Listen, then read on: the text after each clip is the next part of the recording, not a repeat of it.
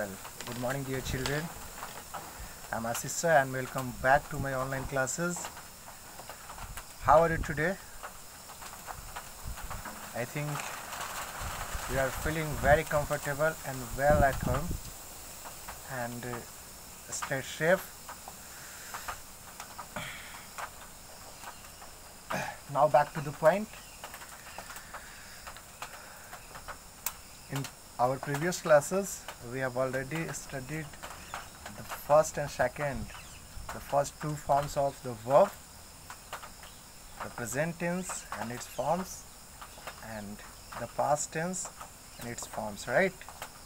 And today we will study third and last forms of the verb, the future tense and its forms, right? And to better understanding, you will have to listen very carefully to my words, right? And this class will be very important for you. Clear? I am feeling very well and glad also to get your performance, and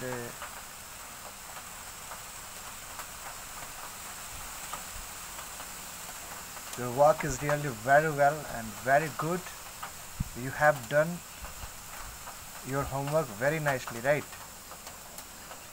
तो इसी तरह से आपको work करते जाना है everyday. जो जितना मैं वर्क दे रहा हूँ आपको वीडियो भी वॉच करना है, क्योंकि आपका अटेंडेंस भी जो है वो वीडियो वॉच करने से ही बनता है. और सेकेंडरी चीज़ है कि आप यदि आप यदि होमवर्क अच्छे से कर पाते हो और वीडियो को अच्छे से वॉच करते हो तो मुझे ऐसा लगता है कि कहीं भी कोई डाउट नहीं रहेगा. और यदि उसके बावजूद भी कोई डाउट आपको होता है तो आप मेरे पर्सनल व्हाट्सएप नंबर पे उस क्वेश्चन को सेंड करके और क्लियर कर सकते हो डाउट अपना, राइट?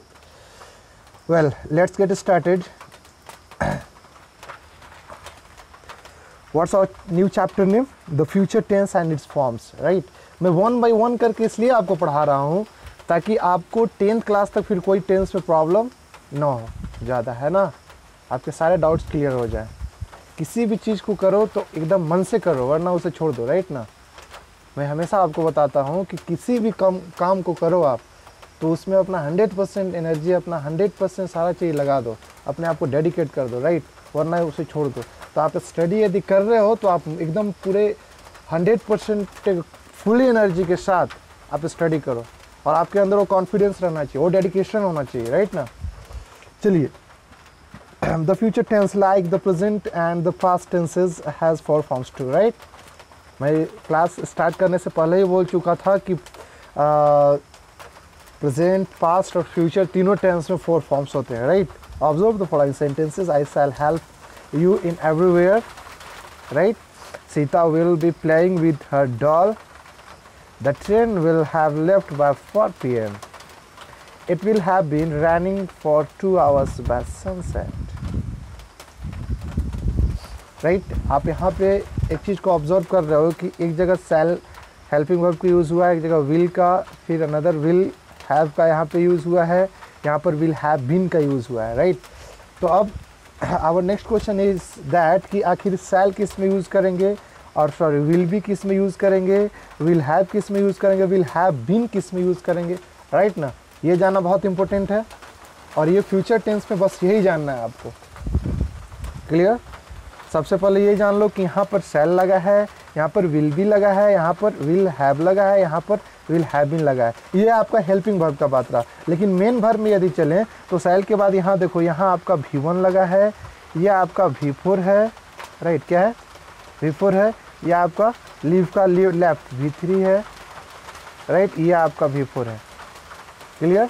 यानी फर्स्ट में आपका शैल के साथ V1 लगा है, सेकेंड में विल बी के साथ V4 लगा है, थर्ड में विल हैव के साथ V3 लगा है, एंड लास्ट सेंटेंस में आपका विल हैव बीन के साथ भी V4 लगा है. क्लियर? ये चारों जो है वो चारों फॉर्म्स के एग्जांपल्स हैं. मीन्स कि फ्यूचर इंडिफिनिट और simple future tense, future continuous tense, future perfect tense, future perfect continuous tense respectively, right. समझ में आ रहा है? चलो नहीं भी आ रहा है तो अभी वन बाय वन करके हम लोग समझेंगे, ठीक है। Sentence one shows an action in the time to come, the speaker will help the hearer in future but the time of his help is not definite, so this sentence is in future indefinite tense। अच्छा, future में ये जो है वो everywhere ये कह रहा है स्पीकर, यानी कि जो सब्जेक्ट है आई, ये क्या बोल रहा है कि मैं आपको सभी तरीके से एवरीवेयर से मैं आपको हेल्प करूँगा फ्यूचर में, राइट। लेकिन there is no any fix time, वहाँ यहाँ पर कहीं कोई फिक्स टाइम को ये सेंटेंस एक्सप्रेस नहीं कर रहा है, राइट। तो कहने का मतलब ये है कि फ्यूचर में जो इंडेफिनिट टाइम हो उसे क्या कहेंगे, फ्यूचर इंडेफिनिट टेंस, है ना। तो ये फर्स्ट जो है वो किस चीज़ को शो कर रहा है, फ्यूचर इंडेफिनिट टेंस को एक्सप्रेस कर रहा है, राइट। उसी तरह से सेकेंड में चलते हैं, तो सेकेंड जो है sentence two shows an action which is to continue in the time to come, Sita will carry on playing with her doll in future, so this sentence is in future continuous tense, right। अब देखिए यहाँ पर future में continuance का बात कर रहा है, राइट। फ्यूचर में प्लेइंग का बात कर रहा है, Sita will carry on playing with a doll in future, future में सीता जो है वो अपने डॉल से खेल रही होगी, राइट। इसलिए ये फ्यूचर कंटिन्यूअस टेंस है। क्यों फ्यूचर कंटिन्यूअस टेंस है, क्योंकि फ्यूचर टाइम में ये कंटिन्यूएंस का बात कर रहा है, कंटिन्यूटी का बात कर रहा है सेंटेंस, राइट। इसलिए फ्यूचर कंटिन्यूअस मीन्स कि फ्यूचर में इंडेफिनिट तो फ्यूचर इंडेफिनिट, फ्यूचर में कंटिन्यूअस तो future continuous, right. Third sentence देखते हैं,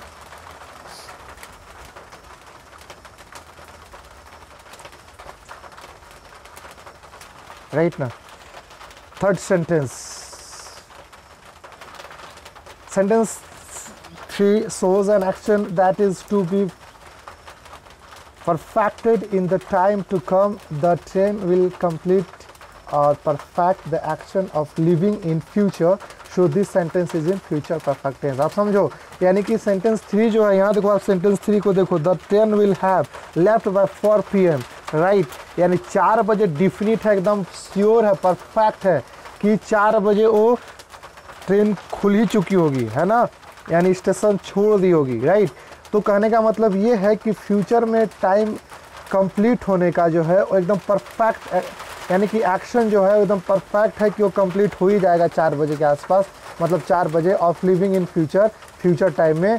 तो ये सेंटेंस फ्यूचर परफेक्ट है, क्यों, क्योंकि फ्यूचर में ये परफेक्ट एक्शन को, परफेक्ट टाइम को, परफेक्ट वर्क को क्या कर रहा है, परफेक्ट वर्ब को क्या कर रहा है, एक्सप्रेस कर रहा है, इंडिकेट कर रहा है, डिनोट कर रहा है। इसलिए ये सेंटेंस जो है वो क्या में हो गया, फ्यूचर परफेक्ट टेंस में हो गया। आप ध्यान से सुन रहे हो ना, एकदम केयरफुली सुनना है, कोई भी 1% भी आपको डाउट हो तो without any hesitation you can call me, you can WhatsApp me your doubt, right? Next, fourth and last sentence shows an action that will be partly completed in future but will still continue. It will run and will still continue to run till it is sunset in future. So this sentence is in future perfect continuous tense, right? ये perfect क्या होता है, मतलब perfect भी है, surety भी है, sure भी है और कंटिन्यू भी है। मतलब पहले से आप समझो इस चीज़ को ध्यान से। यहाँ पर देखो, it will have been running for 2 hours by sunset, right ना, यानी it will be running for 2 hours। आप देखो कि 2 घंटों से वर्षा हो रही होगी। कहने का मतलब ये है कि 2 घंटा पहले भी एकदम श्योर है कि 2 घंटा पहले, ये 2 hours किस चीज़ को एक्सप्रेस कर रहा है, ध्यान से सुनो, एकदम श्योर है कि 2 घंटा पहले भी बारिश हो रही होगी, मतलब जो भी है 2 घंटा तो बारिश हो गई, 2 घंटा तो बारिश हुई ना, 2 घंटा बारिश हुई यानी कि परफेक्ट हो गया। अच्छा, आगे भी हो रही है यानी रनिंग, अभी कंटिन्यू चल भी रही होगी। फ्यूचर में 2 घंटा बारिश हो भी गई होगी और उसके बाद भी चल रही होगी, मतलब हो गई उस परफेक्ट, और जो चल रही हो कंटिन्यू, यानी कंटिन्यूअस, यानी कंटिन्यूअस। फिर से समझो इसे, राइट। आप इसे फिर से समझो कि 2 घंटा जो है वो 2 hours बारिश हुई, फिर कंटिन्यू चल रही होगी। फ्यूचर में 2 घंटा बारिश हो रही होगी और उसके बाद और भी आगे हो रही होगी। तो उसी को बोलते हैं, यानी जो हुई उसको परफेक्ट बोल देंगे और जो हो रही है उसको कंटिन्यूअस। यानी V4 हमेशा किसके साथ लगता है? कंटिन्यूअस के साथ। समझ में आ रहा है ना? चलो वन बाय वन करके अभी स्टडी करते हैं। स्ट्रक्चर को स्टडी करेंगे तो ज़्यादा आप अच्छे से समझ पाओगे, right? Here, thus we have four forms of the future tense. First, future indefinite tense, future continuous tense, future perfect tense, and future perfect continuous tense, right? That's we will study one by one of the forms of the future tense, right?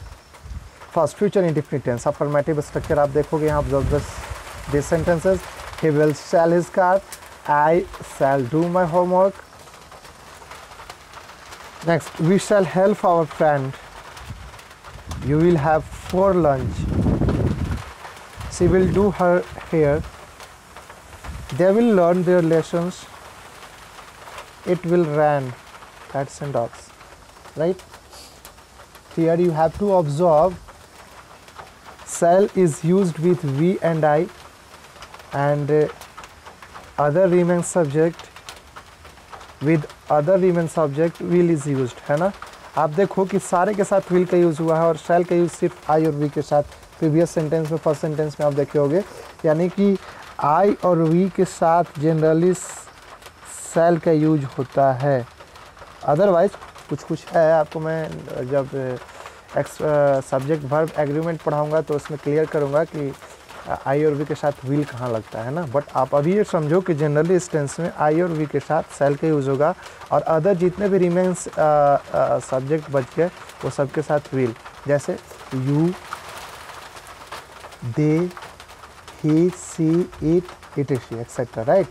कोई भी other singular या plural subject हो उसके साथ सिर्फ क्या लगेगा? Will लगेगा। देखो यहाँ यू के साथ विल, सी के साथ will, with they will, with it will, है ना? तो ये सारे के साथ विल का यूज़ होगा। All this sentences have verb that show action in the future tense but not definite time is in the future is indicated in regard to any action, so the verbs are in future indefinite tense, right? अब यहाँ देखो, आप affirmative structure देखो, subject plus यहाँ पे आप लिख सकते हो। ये देखो, ये सारे जो आप देख रहे हो स्ट्रक्चर, सेल और विल के बाद हमेशा इसमें V1 लगेगा, यानी इसमें हो गया सब्जेक्ट प्लस सेल या विल। सेल किसके साथ? आई और वी के साथ, याद है ना? Plus V1 plus object. ये आपका स्ट्रक्चर हो गया affirmative structure of the future indefinite tense, right? और इसी को अदर नेम से क्या बोलते हैं हम लोग? Simple future tense, right? Negative sentence देखते हैं। नेगेटिव कुछ नहीं करना है, सेल विल के बाद नॉट लगा देना, बाकी V1 सेम रहेगा, है ना? Subject plus shall will plus not plus V1 plus object, ये लगा सकते हो। सब्जेक्ट प्लस सेल या will plus not plus V1 plus object, ठीक है? इंट्रोगेटिव में कुछ नहीं करना है, वही सेम। नेगेटिव समझ गए? नेगेटिव यहाँ समझो आप, subject plus shall will plus not plus V1 plus object, right? ये सारे सेंटेंस को I shall not, he will not go, it will not go, right ना? इसी तरह से नेक्स्ट चलते हैं इंट्रोगेटिव सेंटेंस में। आप इंट्रोगेटिव में देखो, कुछ नहीं करना है, सेल विल को पहले ले लाना है। शैल आई गो, विल आई गो, ऑब्जेक्ट की जगह पे आप कुछ भी डाल सकते हो। यानी कि आपका जो स्ट्रक्चर हो गया इंट्रोगेटिव सेंटेंस का, वो हो गया shall will plus subject plus V1 plus object plus question mark, right? Any doubt? No doubt? Present past में आप सारा चीज़ पढ़ चुके हो, इसलिए मैं फास्ट बता रहा हूँ, right? Next, negative plus interrogative sentence. Negative plus interrogative form of its tense is formed by inserting not between will or shall and the verb and then transferring will or shall to the beginning of the sentence, such as interrogative negative में कुछ नहीं करना है, will I plus not, इसमें क्या लगा देना है? सब्जेक्ट के बाद नॉट लगा देना है। यानी इसका स्ट्रक्चर हो गया सब्जेक्ट प्लस शैल और विल प्लस सॉरी फिर से आप देखो, शैल विल पहले होगा, शैल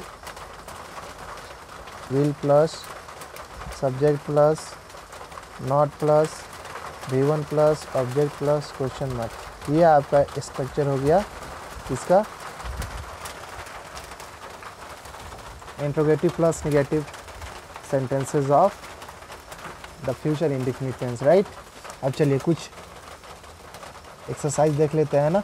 एक्सरसाइज आपका ये है कि supply future indefinite tense of the verb given in bracket for each blank. आप इस वीडियो को पॉज करके ये सारा आप लिख सकते हो। इसमें आपको वर्ब फॉर्म्स का यूज़ करके और हेल्पिंग वर्ब प्रेजेंट इंडेफिनिट के हेल्पिंग वर्ब को यूज़ करके और सॉल्व करना है, right. I blank space on duty at 6 o'clock, verb be का यूज़ करके आपको लिखना है। आई के साथ सेल लगता है, आप जानते हो, यानी यहाँ पे आई के साथ सेल लगेगा। He, you, she, John, the flock, the teacher, ये सब के साथ विल लगेगा। फिर यहाँ पे वी के साथ सेल लगेगा। दे, सी, roses, the workers, the whole class, ये सारा के साथ हम क्या लगेगा, विल का यूज होगा, राइट। और बाकी V1 आपका दिया हुआ है, ये ज़्यादा प्रॉब्लम तो होगा नहीं। नेक्स्ट सेकंड,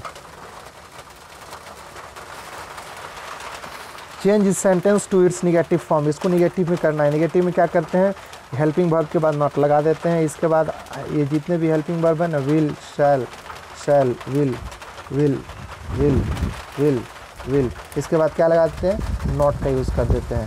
फिर थर्ड देखते हैं क्वेश्चन, चेंज इस sentence to its interrogative form, right. इसको इंट्रोगेटिव में कुछ नहीं करना है आपको, शैल पहले लगा देना, शैल आई लीव फॉर मेरा टुमारो, और लास्ट में क्वेश्चन मार्क लगा देना है।